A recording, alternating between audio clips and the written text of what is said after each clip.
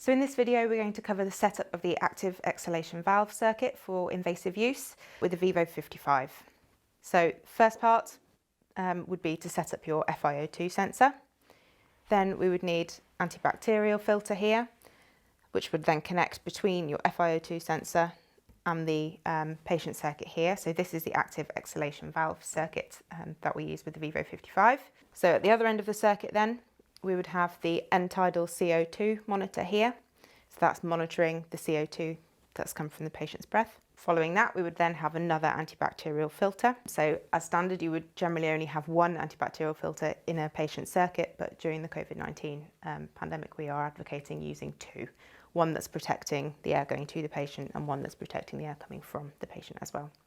So then we have the catheter mount, so that will connect from the antibacterial filter to connect to the endotracheal tube. So now we're going to go through how you would assemble all these components together to form a circuit for invasive ventilation. So to start with, we must assemble the FiO2 sensor. So I'll take the T-piece and the sensor, push those two together, and then connect the cable to the top of the device here.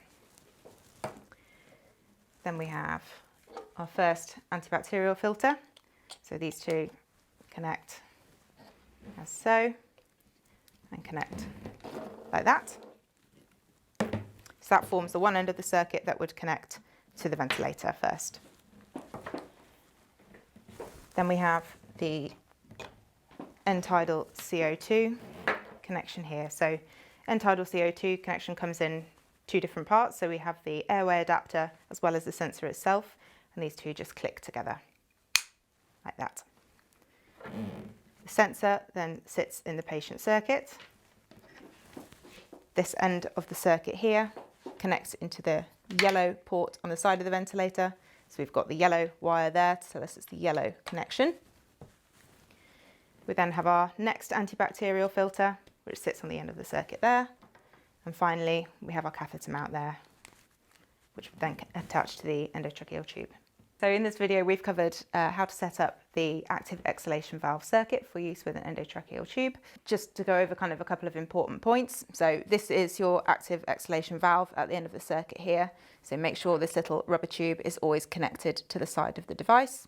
Always make sure to have two filters in the circuit when you're treating a patient with COVID-19. So we have one down at the device end of the one at the circuit, and then one before the exhalation valve in the circuit, so just coming from the patient there. Another important thing to mention with the Untitled CO2 sensor is that it does come in two parts. One part is disposable and the other one is not. So we have the Airway Adapter here. That is single patient use and should be changed in between patients. We then have the sensor here, which is not single patient use and should just be cleaned in between patients.